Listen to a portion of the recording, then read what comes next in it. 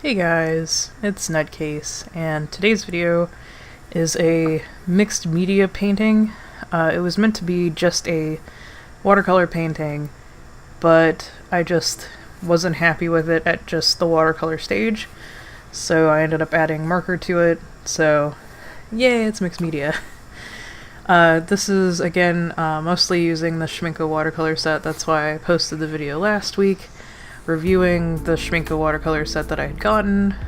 I technically, when recording that video, had already made this painting as well. Not like the actual video part of it, but the audio. I had done the, whenever I did the audio recording for it, I'd already done this painting. So, this doesn't really show any big improvement since my last complaints about how I don't do X, Y, and Z, so I still need to learn to let things dry and just try and do lighter to darks, and I just need to get over that, because I'm used to it like digital. It doesn't matter what you start with because you can just go over it, and I'm actually very used to doing dark to light with that. If you guys notice in my full color digital works, because I do, you know, I multiply and add color and then remove color to do highlights, so that's kind of how my brain works, and so like I have to go into a completely different mode when doing traditional work, which sometimes works, sometimes doesn't. In the end, I do still like this piece. Like, I think it turned out good. It's just, there was definitely a stage where I didn't like it. And here I am doing a lightbox trace of the sketch that you saw me do on the iPad at the beginning of the video here. And so, yeah, I've done that. And then I used masking fluid to mark out areas that are either going to be very opposite color tones than the blue and greens that I'm using for the background wash and everything, or if it's just going to be white. So yeah, I blocked that all out. I also learned a very valuable lesson on not using too much of the masking fluid, because that roof, the two roof sections, I used way too much and ended up ripping the paper. Luckily this is a pretty decent paper, so I could still paint on the paper that was left behind after peeling up that, and it was still just white, so.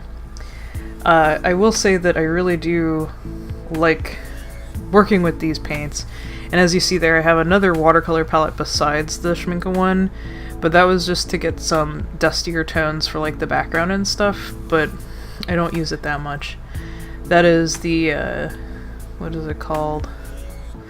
I'll have it linked down below, but it's basically like the set style is called Vintage, and it works really well to just have like dusty tones and stuff.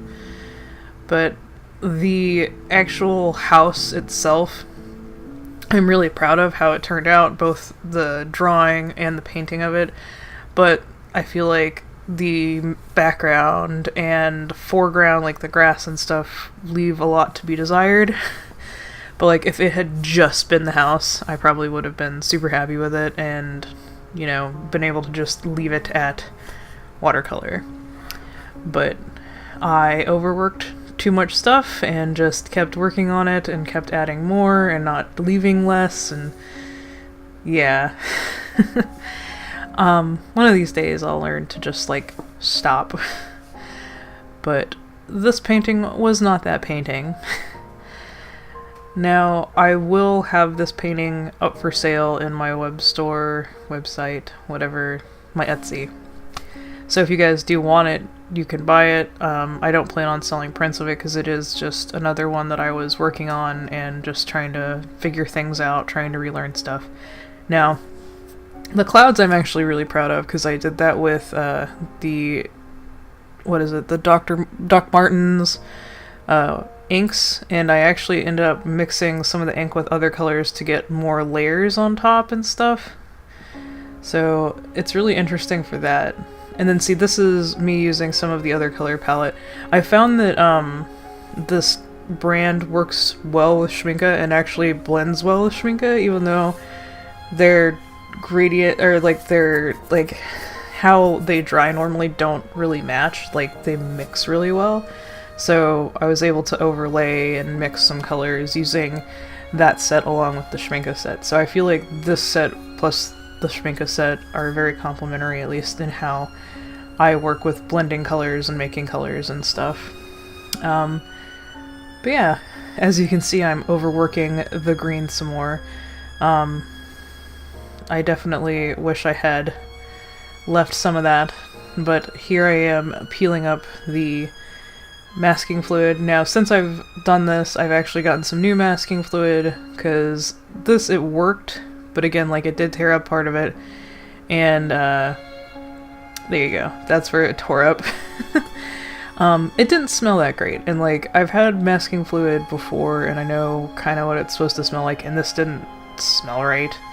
So I got some new one that I'm gonna try, and it also has like a tip that lets you finer control like where to put the masking fluid, so hopefully I can get smoother lines, etc. Now, with the roof and the shading on the windows and stuff, this is where I ran into most of my issue with just doing watercolor. I'm so used to, with markers, it just looking the way I want it to look. And that's why I just come in with markers later and fine-tune all of that and just fix it all. That being said, I'm actually really happy with how the front door turned out compared to like the rest of the stuff. But before I come in with the other stuff, like the other markers and whatnot, to make the shading all more uniformed, I was actually really happy with how the front door looked. Now, it's another thing that's not consistent in the show, because sometimes there's a brown door, sometimes there's a white door, and I've seen screenshots like that, and I've seen screenshots that have the front door with like a portal like shaped window, and sometimes that's the side door, but sometimes it's also the front door. So like, I don't know. Again, I just went with what I thought looked right, and since all the windows and everything are white, I just put white on there. Now here's me trying to add some ink to kind of brighten up different areas. I think it just makes it look a little, I don't know. I'm happier with how the grass turned out because of this, but I just wasn't happy with the color. But with the markers and stuff, it really does help. And then here I am going back in with my lines and just broadening all the lines, making sure all the edges are defined and you can see everything. This is definitely a staple in my style, is just, you know, thick lines.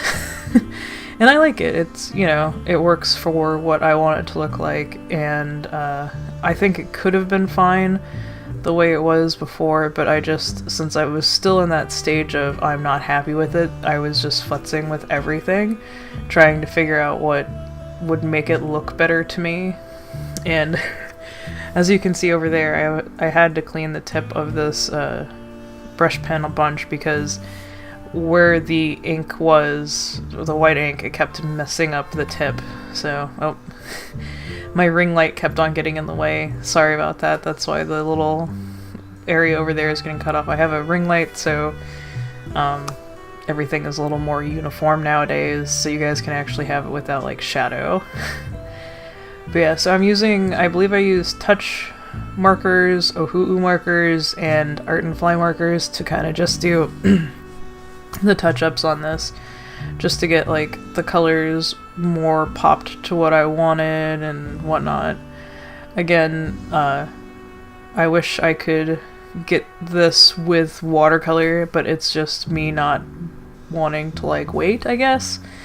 But yeah, everything I feel turned out better and just looks nicer with those, and just a little bit of highlighting and stuff that I was able to do. It just, yeah, I just like it so much better, and it works. Yeah, I hope you guys enjoyed this painting, and I hope you guys enjoyed the video as well, and I will see you in the next one. Bye!